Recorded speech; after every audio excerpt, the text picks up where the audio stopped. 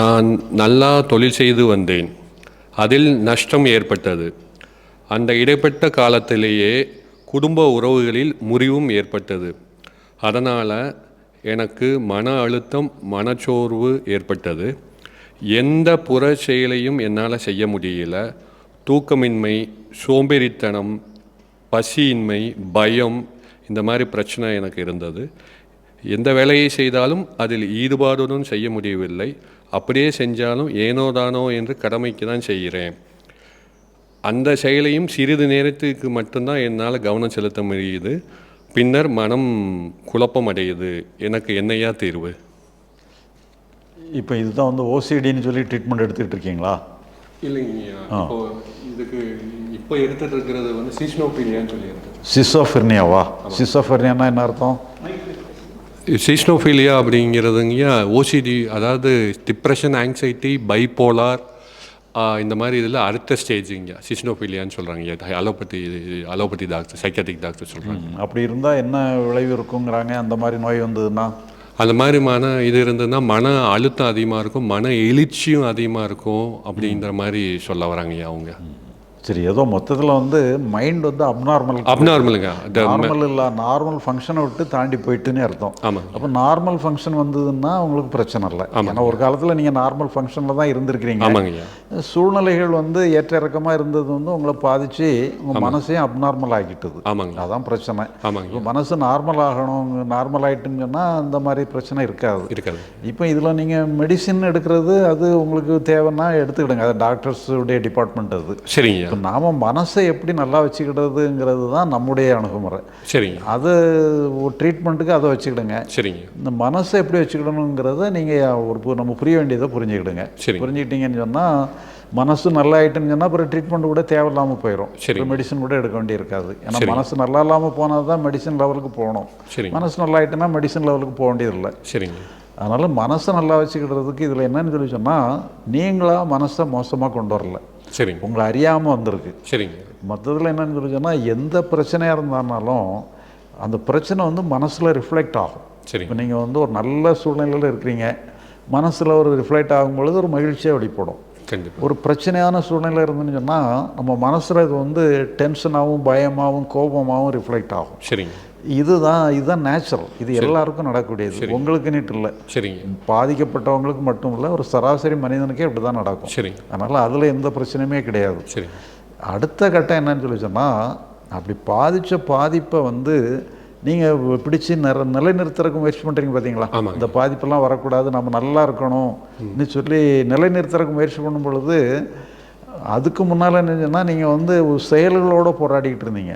செயல்களோடு போராடி இப்போ இது பண்ணும்போது இந்த செயல்கள் வந்து உங்களுக்குள்ளே ரிஃப்ளெக்ட் ஆகி மன வருத்தங்கள், கோபம், பயம், வருத்தம்னுட்டு சொல்லி இங்கே ஒரு எழுச்சிகளை ஏற்படுத்துது.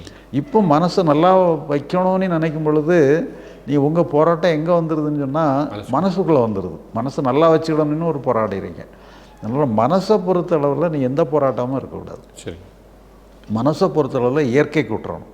அது என்ன வந்தாலும், என்ன எழுச்சி வந்தாலும் அதை இயற்கைக்கு விட்டுட்டீங்கன்னு சொன்னால் இந்த வந்த எழுச்சி வந்து எல்லாமே வினாடி நேரம் தான். அதுதான் இயற்கை. இது நானாக கண்டுபிடிச்சோ யாராக கண்டுபிடிச்சோ கண்டது கிடையாது. யாரோ சொல்லி மனசை நாம் ஒன்றுமே பண்ண முடியாது.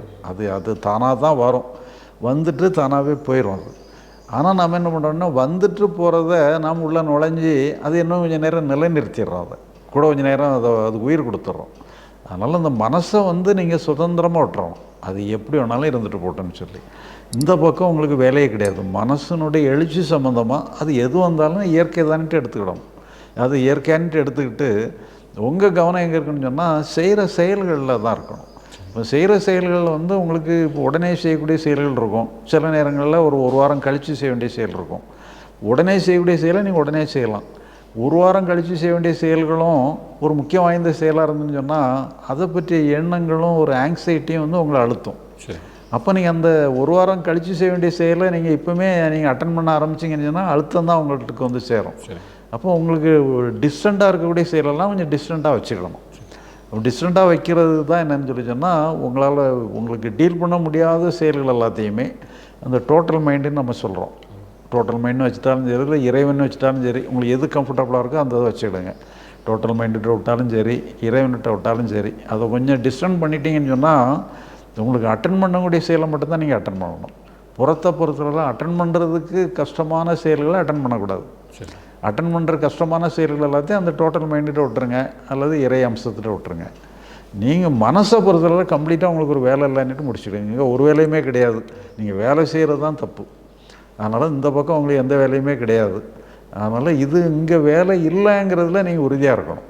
அதில் இல்லை பழையபடி உடைய ஏதோ வேலையாக போயிருக்கேன்னுட்டு சொல்லி இது பண்ணிகிட்டு இருக்கிறதுனால பிரச்சனை இல்லை. இப்போ மனசையுமே கூட நீங்கள் ஃப்ரீயாக விடுறதுக்கு உங்களுக்கு தெரியல, மனசு ஃப்ரீயாக நம்மளை அறியாமலே மனசை கையில் எடுத்துடுறோம், மனசை போராடிடுறோம், அதுவும் உங்களை அறியாமல் நடக்குதுன்னு சொன்னால் அந்த மன இயக்கத்தையுமே கூட நீங்கள் அந்த டோட்டல் மைண்ட் விட்டுருங்க.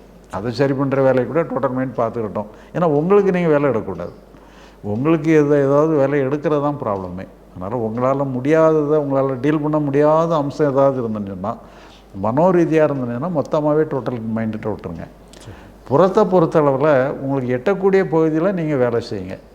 டிஸ்டண்ட்டாக இருக்க பகுதி எல்லாத்தையும் டோட்டல் மைண்டை விட்டுருங்க. ஃப்யூச்சருங்கிறதெல்லாம் டோட்டல் மைண்டை விட்டுருங்க. அப்படி கொஞ்சம் கொஞ்சமாக நீங்கள் இது பண்ணுங்கள். பிறகு நீங்கள் என்ன பண்ணணுங்கிறது அகத்தில் ஒன்றும் பண்ண தேவையில்லை. அகத்தில் நீங்கள் ஒன்றும் பண்ண வேண்டான்னு புரிஞ்சுக்கிட்டது மட்டும்தான் அகத்தில் நீங்கள் பண்ணணும். புறத்தை பொறுத்த அளவில் உங்களுக்கு சில பிளான்கள் நீங்களாகவே பண்ணிக்கிடணும். என்னென்னலாம் பண்ணணுன்னுட்டு மட்டும் நீங்கள் சில முடிவுகள் எடுத்துக்கிடணும். என்னென்னலாம் பண்ணணும், நீங்கள் ஒரு டே டு டே லைஃப்பில் நீங்கள் என்ன பண்ணணும், நீங்கள் உங்கள் உடலை மேம்படுத்துறதுக்கு என்ன பண்ணணும், சாப்பிட்றது எப்போ சாப்பிடணும், தூங்குறது எப்போ தூங்கணும், படுக்கிறது எப்போ படுக்கணும், விழிக்கிறது எப்போ விழிக்கணும், இதெல்லாம் நீங்கள் ஒரு பிளான் பண்ணிக்கிடுங்க. சரி, அதை நீங்கள் பிளான் பண்ணிட்டீங்கன்னா தான் அதுபடி நீங்கள் ஃபாலோ பண்ண முடியும். அதனால் ஒரு ஒழுக்க விதிகளை ஃபாலோ பண்ணுங்கள். இந்த ஒழுக்க விதிகளை நீங்கள் முடிவு பண்ணிக்கிடுங்க. இந்த ஒழுக்க விதிகளை ஃபாலோ பண்ணணுன்னு முடிவு பண்ணிக்கிடுங்க. அதையும் போராட வேண்டாம். சரி, உங்களை மீறி தூக்கம் வருதுன்னா தூங்கிடுங்க. விழிக்கணும்னுட்டு காலையில் எழும்பணும்னு நினைக்கிறீங்க, எழும்ப முடியலைன்னாலும் கூட நேரம் படுத்துக்கிறேன், அதில் தப்பு இல்லை. இப்போ நீங்கள் ஒரு 5 மணிக்கு எழும்பணும்னு நினைக்கிறீங்க,